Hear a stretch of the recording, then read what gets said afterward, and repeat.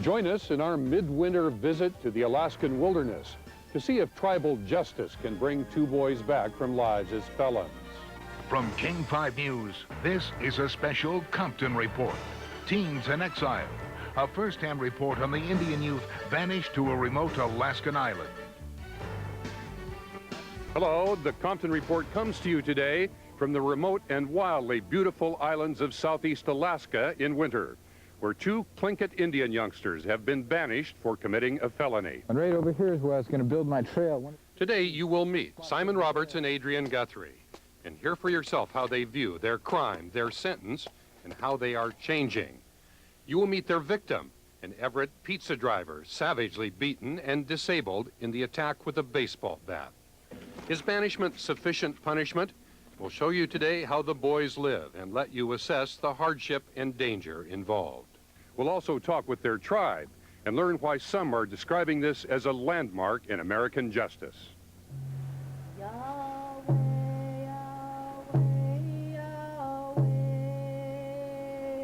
This is Tlingit tribal country, wild and remote in southeast Alaska.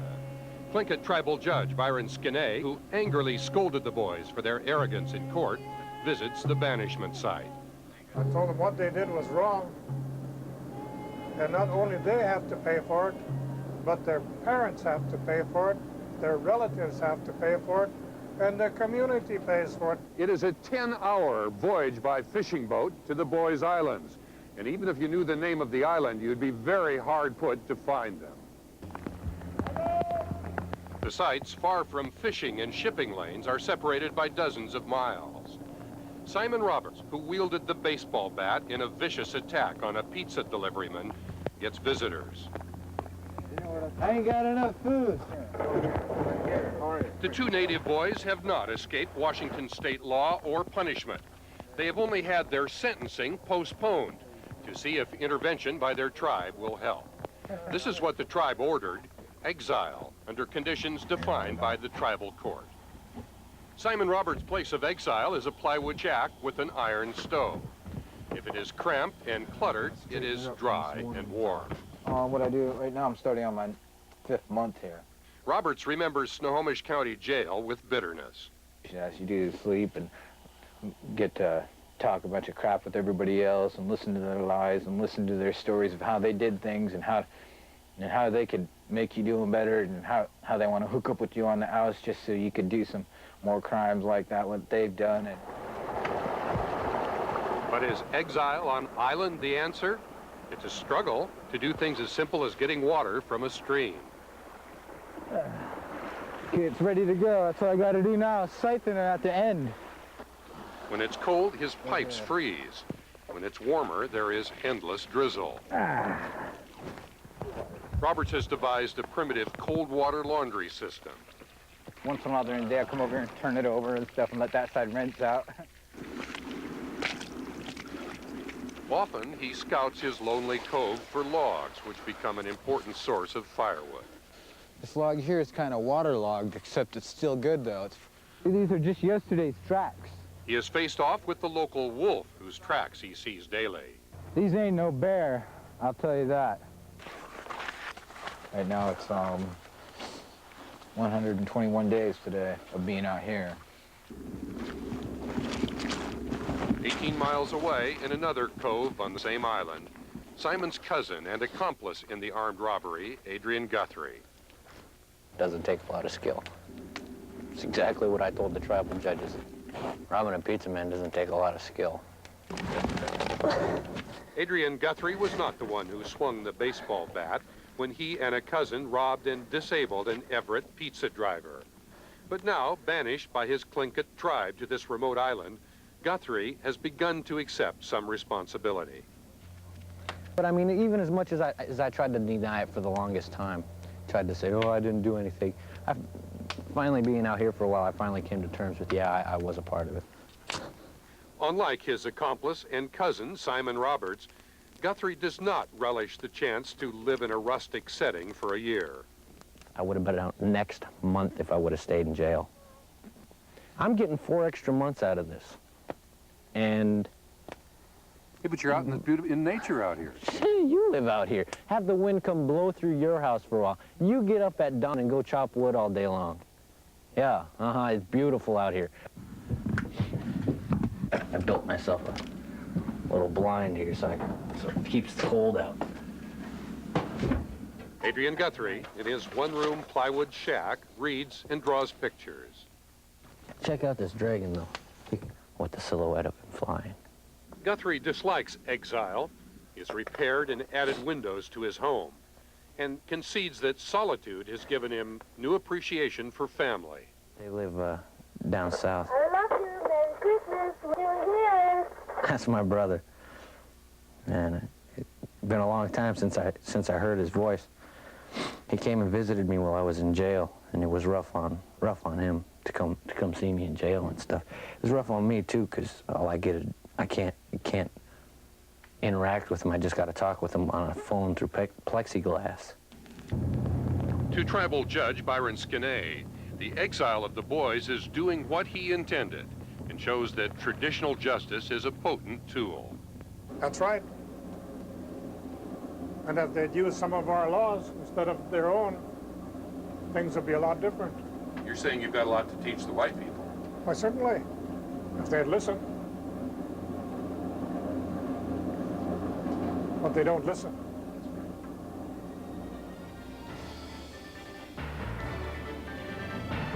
Coming up later, more from the exiled boys on remorse and restitution. I am who I am. If you like it, fine, we can get along. If you don't like it, that's your problem.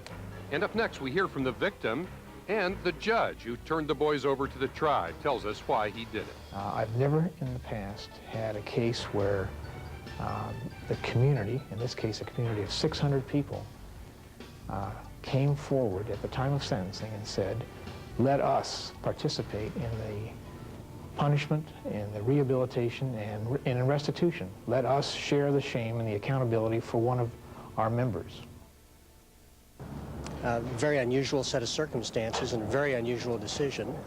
I was particularly interested that the boys seemed to want this to happen, and that bothered me. You mean you thought they were getting a soft deal? Yeah. Whatever controversy swirled around their sentencing and the tribal authority to banish them, the boys are doing their time in solitude at separate sites on the same Alaska island. They are not foraging for food, but have adequate supplies. Each must chop wood for several hours a day. In spare time, Simon Roberts picks out tunes on a guitar. Adrian Guthrie hikes miles through the woods. Are there any other cases where But the decision of an Everett judge to delay the boys' sentencing for 18 months has been nagged by charges of fraud and misrepresentation, mostly centering around Rudy James, a controversial tribal judge. It was James who proposed and got the settlement to turn the boys over to the tribe. A national newspaper called James, who has a trail of debts and unanswered court decisions, a con man, and his banishment scheme a hoax. When NBC News confronted Rudy James, he fled the courthouse. Rudy, we found some more people who say that you owe them a lot of money. James refused to be interviewed for this report. But in the boys' home village in Alaska, the matter is taken very seriously. There was some dissent in the village from tribal members who felt a faction had made the decision for the tribe. And as far as I can think back, as far as my ancestors know, we never practiced banishment. Is it wrong to do it now? Yes, especially for these two teenagers here. The question is, who speaks for the Tlingit people? Must all in the tribe agree on an issue like banishment? Or can a clan make the sentence, or a sub-clan or extended family? Among those tribal elders who participated and sentenced the boys, the banishment was a landmark in reasserting Native American control over their own affairs. It's about sovereignty. We are a sovereign people. It's never been taken from us. There was a lot of confusion just among When tribal elders gather in Klawock, talk of the banishment case is talk of revival, of uniting the Eagle clan and the Raven clan. It's like a reawakening among us because we haven't had to band together like this in generations. I don't remember it in my time.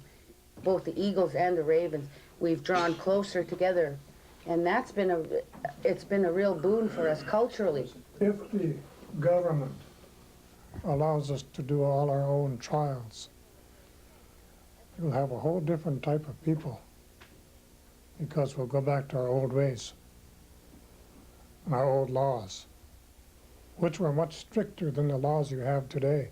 What good has the penal system done to society as we know it? What good? From the old men to the babies they incarcerate for life without parole, they make me sick. Under the Tlingit law, you kill somebody, and you're the one that started the whole thing. The next morning, you're dead, and it's over with. You want to go back to that? Oh, I certainly. Indeed, some on the tribal court are under the impression that Judge Allendorfer has turned the boys over to them for good. But when their time's up, they're out. There's no question about it.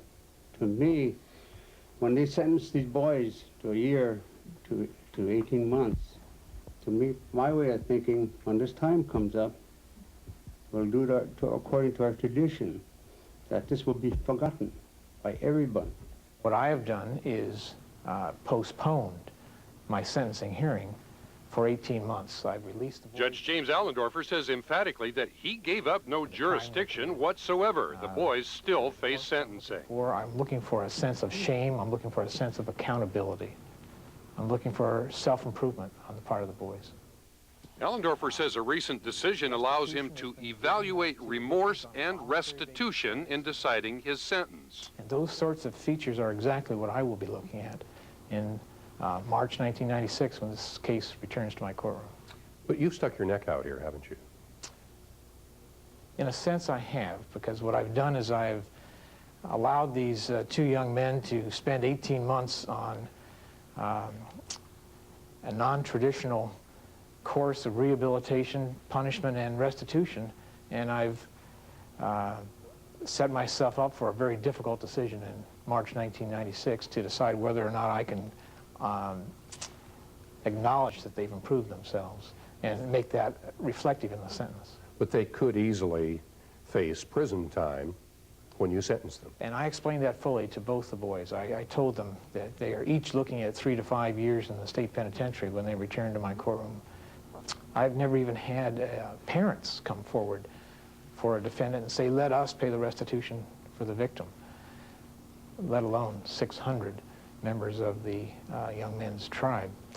That was so unique, I wanted to take advantage of it. It could have been a whole lot worse. I mean, I could have died. I mean, I'm happy that I'm still alive. And Timothy Whittlesey, the boy's victim. And yeah, I may be deaf in one ear and partially blind, but I'm still able to do my work. The victim says he is pleased with the boys' reported progress, but doubts the tribe's restitution plan. The tribal judge promised that the former pizza driver would receive a duplex to live in and generate income. Right now, I'm just expecting it not to happen, and when it does, then that'll help me out that much more. But certainly you view it as a firm promise that they have to live up to, don't you?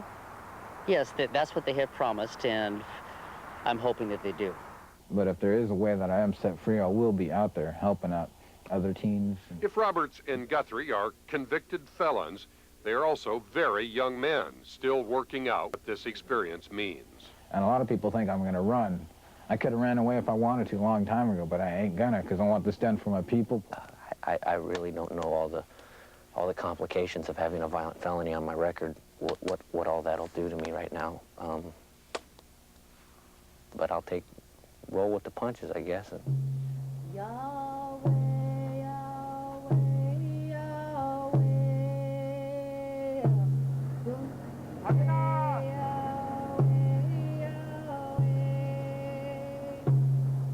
Tribal elders say it is not just punishment, but a kind of forced time to reflect, a chance to seek a spiritual reawakening. Coming up, we put the hard questions to the boys about crime, punishment, and rehabilitation. I drank a lot. I stole from people who trusted me. I did some some bad things to my parents. I burnt people that trusted me. Since I came out here, I don't want to mess with any more alcohol or drugs or anything like that since I've been out here, because it purifies you. This is not just a banishment or exile, it's rehabilitation and purification. Why not? As far as sticking them out on an island where they've shown on news people coming out and bringing them things, and I just don't think, I'd rather see them sitting in jail like the rest of the criminals. So we should be tough on them. Absolutely. They may stand a better chance of being reformed, you know, having to survive out on their own, rather than, you know, in one of our prison systems where, you know, they may be treated a little bit better. A lot of people don't know what this here banishment's all about, exile, or whatever they want to call it. I get the other one. They think it's just to come out here to get away from prison. That ain't the deal. But out here, you have time to think to yourself. You don't have people saying, come on, let's go beat up this guy, let's go kill this guy, and stuff like that in prison. Out here ain't anything close to being in prison. Simon Roberts, at 18, convicted felon, has no explanation for his crime other than that he was drunk. Sorry, what I want to say is more than the word sorry can ever say, actually. He was always very shy and very nervous and Simon Roberts' mother says her visit to her son revealed a changed person.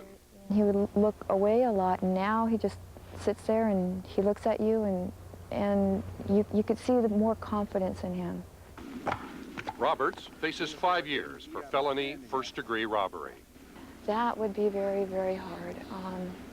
A 16-year-old going to jail is the most heartbreaking thing that a mother could have happen. He's my son. Will the native boys go to prison? Their behavior during exile will weigh heavily. For Adrian Guthrie, at his remote site, it has not been all solitude and reflection. Guthrie was evacuated from here in December to Ketchikan for treatment of an infected tooth. He made headlines again for a threatening outburst at a dentist who hurt him while giving too little anesthetic. Banished teen flies to Ketchikan. Have you ever made the newspaper for freaking out at the dentist? Yeah, but I never threatened my dentist. Wait a minute. Well, hey, I wasn't threatening him. I mean, if I don't threaten people. If I'm gonna act, I'm gonna act.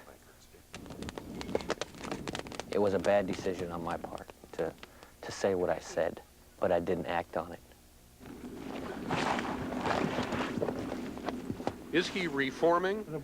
Tribal Judge Byron Skinnay sees a change in attitude in a young man who curses less, listens more, and wants to learn about native ways. And when you pray, you don't bow your head and act like you're afraid to look at him. The natives always prayed up. They look at God. They look him in the eye. I'm not afraid to look you in the eye. Then he can look in your eyes and see what's inside of you. Instead of feeling bad. Instead of feeling bad, yeah. All right. I'll try that. Do the boys feel remorse? Can solitude change them? Some final thoughts when we return. And deceit and fraud under his tongue, and mischief and vanity. So what are you telling me? That you, a few months ago you were a punk and now you're starting to rejoin the human race? Is that what you're saying? Yeah, a few months more. I was more than just a punk and stuff. What were you? I'd rather not say right here on TV out there, but I feel that there's a lot of changes in me, the way I look at the world. Before I was looking at it as sex, money, and murder. That's how I looked at the world now. I like the person that I've become, not the person that I was. I like the person that I've become. How are people going to know this isn't like a jailhouse scam? This is, yeah, man, I'm fine, I'm fixed, I'm well, and I'm going to be a right-thinking citizen in the future. How do they know that you've changed? How do we know that? I can't convince anybody. I don't have no magic words to tell somebody what's happened to me. I barely understand what's happened to me myself, let alone me try to tell you how I feel and what I've done. I know I've changed, and people will see that. The judges say they could see that. Will this experiment in Native American justice work? Although the boys are only 4 months into their proposed 1 year of exile, those who know them and have visited them say there's a distinct change, in part because they're too busy surviving to get into trouble. This isn't jail, and removing them from that environment has an obvious advantage. They're not in a school for crime any longer. But it's risky, too, putting youngsters into a harsh environment 60 miles from the nearest doctor. And if this experiment succeeds, it's a great leap to think of applying it to non-Native American kids. But the central idea should not be lost. It is to challenge youngsters not to be punks and gangbangers, and to find out who among them is really tough. The Alaskan winter is a test that not everyone can pass. In Southeast Alaska, I'm Jim Compton.